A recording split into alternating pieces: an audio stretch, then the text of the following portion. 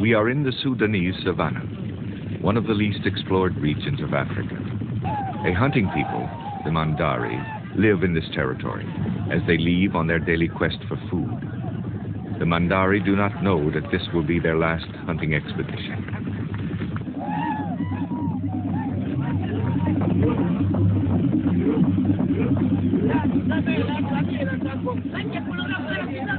The only clothing the Mandari wear is a corset made of beads, which squeezes their waist and enlarges their torso. The corset increases their endurance during buffalo chases, allowing them to push the animals to exhaustion. Back at the campsite, their enthusiasm is cut short as they are blamed for having killed buffaloes. Recently, the Sudanese government decided to forbid the hunt. The Mandari chief, designated by the government to enforce the new law, tries to intervene. But the hunters argue that the government is very far away in Khartoum and that it has never paid attention to them before. The hunters wonder what could complement their daily diet of peanuts and milk.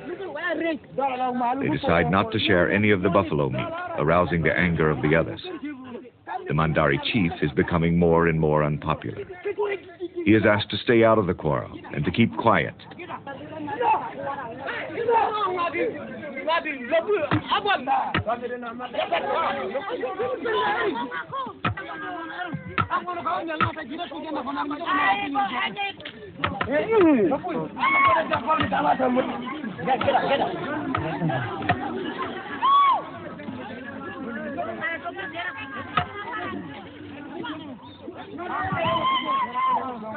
The dispute is settled as soon as blood has been shed.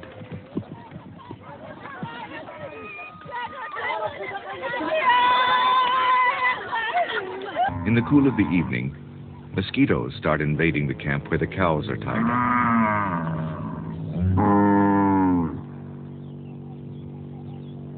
The Mandari gather piles of cow dung and set them ablaze to keep the insects away.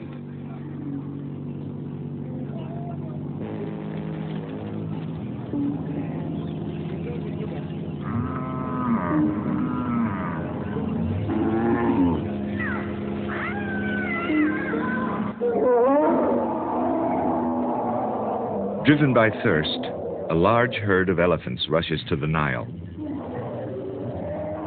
Crops, camps, or villages, nothing will stand in their way.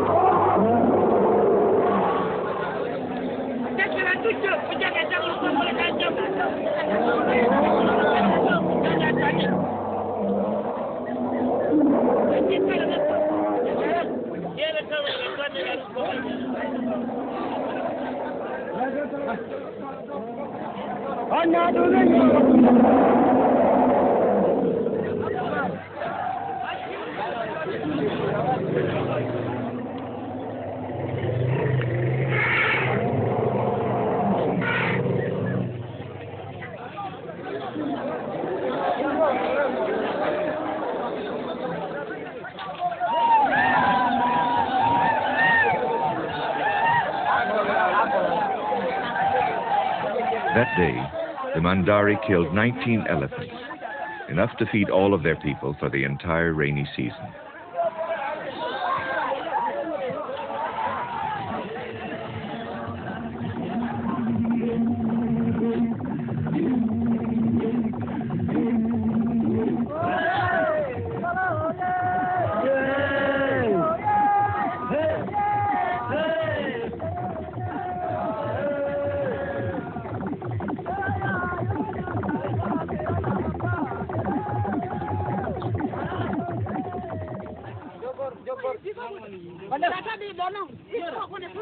Yes, here in our village Mundari, every day they want to kill the elephant. Of course, the meat of the elephant is very good. This hunt became famous in all the villages for miles around. The government also heard of it and sent troops to punish the hunters.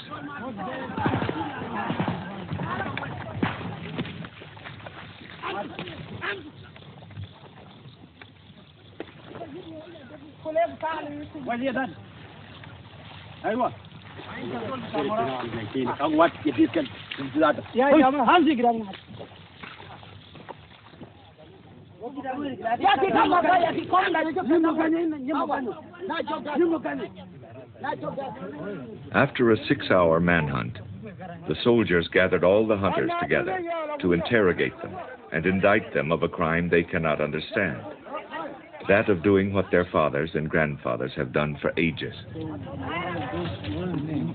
need only the list of those who are involved in the killing. The commander asks for the old village chief, the one who, it is said, doesn't see with his eyes, but through the wisdom of his heart. The commander orders the old chief to denounce the guilty hunters and tell him where they hid the ivory.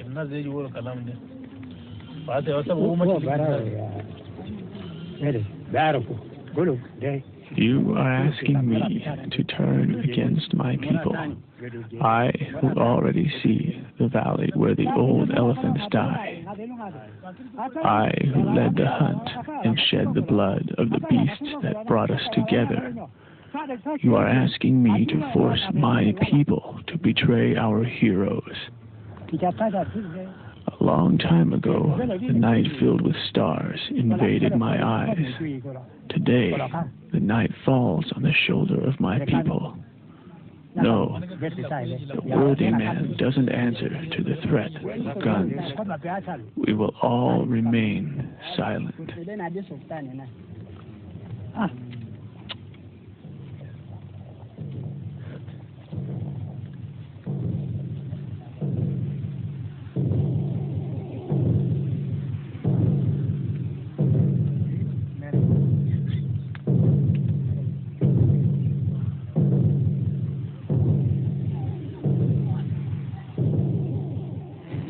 The commander orders his soldiers to search the villagers. Contrary to the old chief, the young Mandari chief, siding with the government against his own people, helps the soldiers to find the ivory.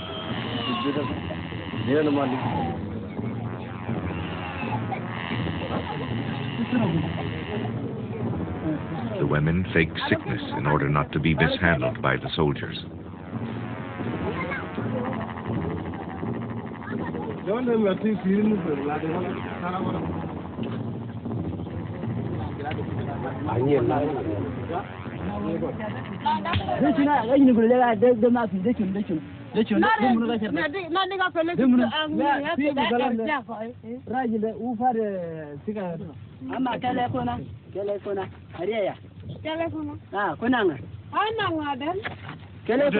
As the day ends, the soldiers bring back a meager booty.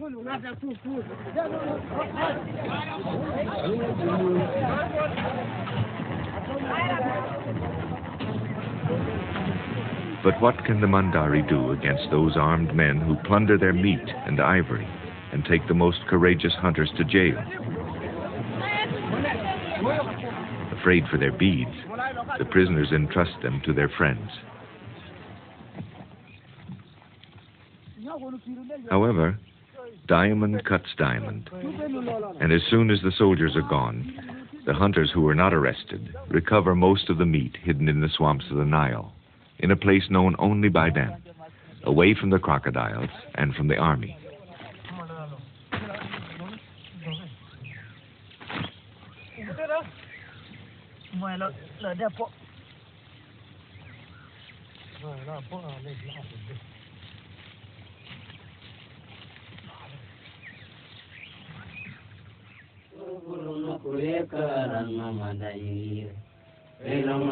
Sharing the cooked elephant paws, The Mandari hunters sing many stories about the fight of the male elephant, the heroism of the first hunter who dared throwing his spear at the giant animal and received the ivory to make a bracelet.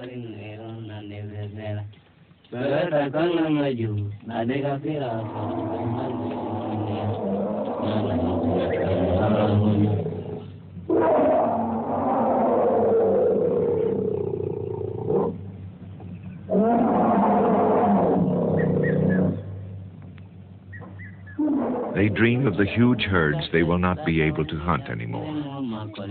Indeed, they will soon learn that from now on, the elephant hunting will be reserved to the white hunters who will pay precious money for the right to shoot the great beasts with their guns.